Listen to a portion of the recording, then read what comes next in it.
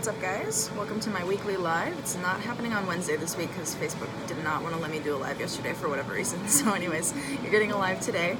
And today I want to talk about 5 strategies that you guys can use to get stronger, lift more weight, set some new PRs. So just a little bit of backstory. Some of you know that when I first got into lifting seriously, I was doing a lot of powerlifting. So the first few months in the gym, I was kind of messing around with machines and whatnot, but I discovered powerlifting, and then maybe for like a year and a half after that, I was only doing powerlifting, and I was really serious about it. I loved doing it. It was a ton of fun. And the way that I would train is I would go to the gym and I would do my big lifts, maybe 1 per day, and every week I would be testing like my 1 rep max or my 2 rep max, trying to see if I could set a new record. And as some of you know who've been lifting a while, when you first get into the gym and you first start lifting seriously, you're able to do that. You're able to put weight on the bar every week, and it's really exciting and fun and motivating. But after a while, you will reach a point, as I did, where this is no longer possible. What happened to me was I kept pushing and pushing against these PRs, and I would miss a lot of lifts, meaning maybe I would do a squat and I would not be able to stand up again, or I start a deadlift and I would be able to stand all the way up. That's what I mean by missing the lift. And I would start feeling really beat up after my workouts and excessively fatigued and sore. And I realized that, first of all, this wasn't very fun anymore.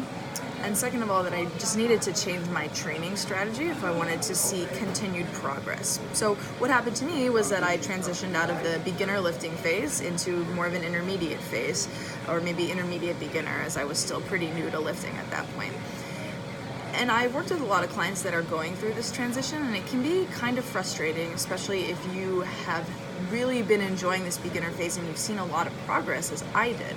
The good news is that this is not the end of your strength gains, far from it. This is only the beginning of your strength journey, and if you're smarter about your training, you can continue to progress and get stronger for years, decades, depending on how long you plan on lifting beyond this point. So today I want to talk through 5 strategies that I use with my clients and that I used to use with myself as well, to help you figure out how you can continue to get stronger. So the first thing is that if you are not able to get stronger on our lift, you need to take a good hard look at your technique. So in my experience with clients, there are a lot of people just still performing stuff incorrectly. Even if you've been lifting for 6 months, for a year, for 2 years, a lot of times you're just not nailing some basic tenets of form on these lifts. So how can you improve your form? First of all, if you're by yourself, I recommend taking some videos of your training. So when you're doing your squat day, just set up your phone next to the power rack and take some videos. That'll give you an external view of what you're doing. Sometimes it's hard to tell in the moment, especially if you're trying to move some heavy weights and you're focused on what you're doing. So take some videos, and then I encourage you to do some research and reading online. Find some coaches that you respect that have done a lot of educational videos and compare your videos to theirs and see what it looks like. Now, if you don't really know where to start, feel free to shoot me a message, because I pride myself on knowing a lot of resources in the industry, and I can direct you to someone I think would be applicable to your situation, or I might be able to help you myself. But find some resources to compare that to. There's all kinds of good blogs and videos out there. When I first started lifting, I learned most of my technique from the internet. I didn't have a coach when I was in college. I didn't have a trainer or anything. So there is a lot of good information, and you can learn, but you have to be able to understand what you're actually doing. So take a good look at your technique and make sure that you're doing things the right way. Sometimes when I clean up technique with a client, they can add weight right away to the bar without any other changes. The next thing is related. It's an element of technique that gets overlooked by a lot of gym goers, which is that when you're trying to lift heavy, you have to create a lot of internal tension in order to support your body and move that heavy bar or dumbbell or whatever you're lifting. I did a video on this yesterday, which I encourage you to check out, and I'll link in the comments, but there's a way to breathe and engage your core muscles, and that will provide more support for you as you're squatting, benching, deadlifting, whatever. So if you just walk up to a heavy bar and you unrack it haphazardly and you don't breathe and you don't engage, you're gonna have a lot harder time moving a heavy weight than if you have a structured setup, you take a proper breath, you're bracing your core. That's gonna give you a lot of extra support. You might even be able to add weight to the bar without making any other changes other than that. I have worked with clients with lifting belts before, but you don't even need that. You just need to understand how you're supposed to breathe, understand that you need to engage your core as you're taking that bar out of the rack. There are other ways that you can engage and create more tension as well. So like in a deadlift, for example, you need to keep the bar really close to your body. So a lot of times when I work with people, the bar is a couple of inches away from their body, and as they move through the lift, they lose tension in their upper back. So the bar is drifting away from them, and that makes it a lot harder for them to complete the lift. So you could use a drill where you have a resistance band tied around the one end of the bar and attached to a power rack or a partner in front of you. Now, in order to keep the bar close, you have to really pull it in. You have to really engage the right muscles in your back. So using drills like that, where you're adding some external resistance or cueing to help you learn to turn the right muscles on, is also really helpful. And again, this goes back to technique. So if you do your research, you work with a coach, and you really try to understand these lifts, you'll know what muscles need to be engaged, where you should be feeling tension, where you should be more stable, and that will help you generate more force and stay safer as you're trying to add weight to the bar. So the next thing is that you need to warm up properly before you're going to do heavy lifting. So just in general, when you're lifting weights, you should always perform some sort of dynamic warm-up. This doesn't mean going on the treadmill for 5 minutes or the rowing machine. That might get your heart rate up, it might get your body warm, but it's not doing anything to prepare your joints and your muscles and your nervous system for heavy lifting. So do some drills to target your hips, to target your spine, your ankles, your shoulders, and your upper back. Those tend to be the problematic areas for people that work at a desk. And I have done videos on this as well, so I'll link that in the comments as well. But some sort of flow where you're starting on the floor, you're moving your body, not just statically stretching it, and then you're working your way up to standing. So that's the first thing. The second thing, something that I've been doing since I joined Strength Faction about a year ago, is always including a power and a core exercise after the warm-up. And what this does, this is a couple of things. So first of all, if you're anything like me, I used to never do core exercises because I'd save them for the end of the workout when I was always tired, and at the end I'd say, oh well, I'll do it another day, and then I would skip it.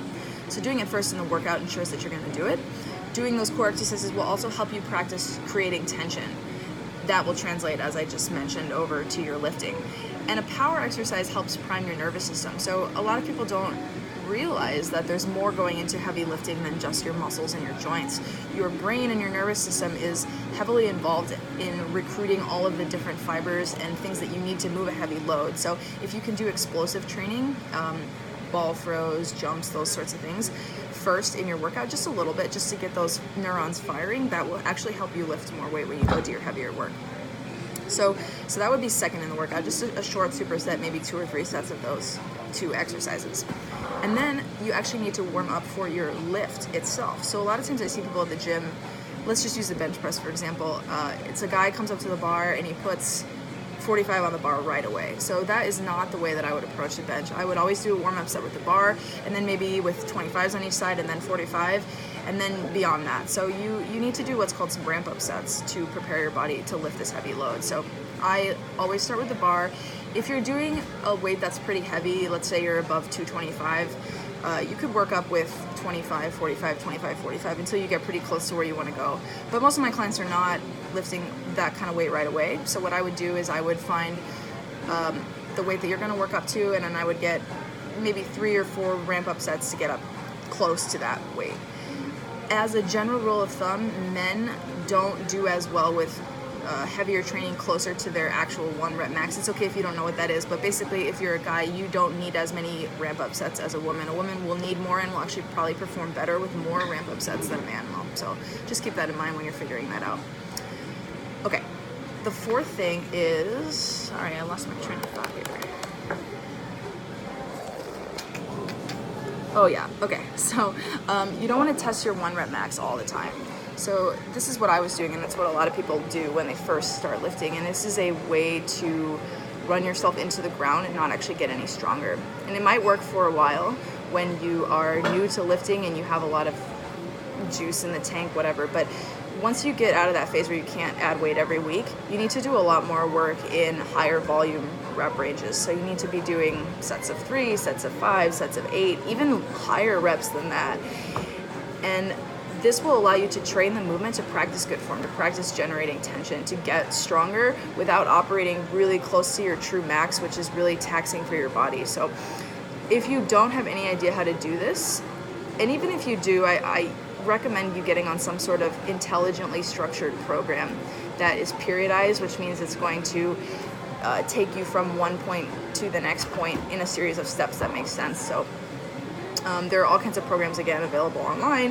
You can reach out to me if you're curious about how to set this up, but you shouldn't just be trying to test. You should be doing higher volume work and lower volume work and alternating them in a way that's going to ultimately allow you to set a new PR. But you can't just be testing it every week. It's not going to work after a while.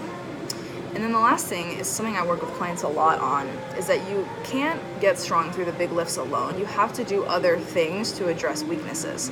Again, in the first maybe 6 months to a year of lifting, you might be able to get strong on the big lifts alone. You'll be able to add weight. But after a while, that's not going to be enough for most people. So the way I would structure a typical strength training workout, again, we do our warm-up, we do our power stuff, core stuff, we do the big lift, and then the rest of the workout is going to be filled with other exercises that are targeted to make you stronger or better in some way that will eventually help you lift more on the big lift. So there are a lot of questions you can ask yourself. You can ask, do I have a technical flaw or a sticking point in my lift? For example, maybe I get stuck right below my knees when I'm deadlifting and I can't finish the lift. So maybe I'm going to program you rack pulls at that height, where you have the bar set at that height and that's where you're starting the pull. Maybe I have a sticking point in my squat that's like 3/4 of the way up. Maybe I'm going to squat and I'm going to do a pause on the way up in that spot and then stand up. Or maybe I'm going to set the bar at pins on that spot and then stand up from there. So there are all kinds of ways that you can modify the big lifts to address specific technical weaknesses. And then beyond that, you should be just trying to build strength in general, building strength in all of the major movement patterns to make sure we're balanced: squatting, hinging, pressing, pulling, loaded carries, single leg work, making sure we are doing single leg and single arm work and not only bilateral work on both legs or with both arms. And then sometimes you need to build more muscle. Sometimes you need to grow a certain muscle to get stronger or to fix a technical weakness. So you can do that kind of training as well. But that's where I would do a lot of volume work in my training, especially if I can't set a PR or I've been struggling, I'm at a training plateau. I would try to set PRs on those lifts, try to set a new weight record for 8 reps on a dumbbell RDL or 8 reps on step-ups. And then when that's easy, doing it for a set of 10 or a set of 6. Again, there's so much variety that you can do here. And that's the work that's going to really help you progress long-term. Because after a while, your big lifts is going to be a lot of technique work, a lot of nervous system work and creating tension, and you're going to build more strength directly through that other kind of stuff. So make sure that you're doing it, especially if you haven't been. If you've only been coming to the gym and doing 5x5 or something like that, I think you're going to see a lot of strength gains when you start to diversify and add even just a couple of other exercises, strength-based exercises in your workouts. So just to summarize, 5 strategies to help you lift more weight, bust through training plateaus, get stronger, all that fun stuff that we all want to do in the gym. The first thing is check your technique. A lot of times people, even if they've been lifting a while, are still performing their big lifts, whatever those may be, in kind of a sloppy manner. So take some videos of yourself, compare it to things online, reach out to a coach, anything that you can do to get a second external eye on what you're actually doing. Second thing is to create more tension. You need to properly breathe and brace when you're going to lift heavy, and you also need to create tension in other supporting muscles. A lot of times it's your upper back, maybe your legs when you're doing upper body stuff. You got to get your whole body involved. You got to get it stable so that you can move as much weight as possible. The third thing is to properly warm up, doing a dynamic warm up at the start of your workout, not just hopping on a piece of cardio equipment or jumping right into your workout. Doing some sort of power work to prime your nervous system, doing some core work to practice creating tension, and then doing a ramp up to your heavy weights, where you start with just the bar or just a lighter dumbbell or whatever you're using, and you do some sets to incrementally work your way up to the heavy weight instead of jumping right into it.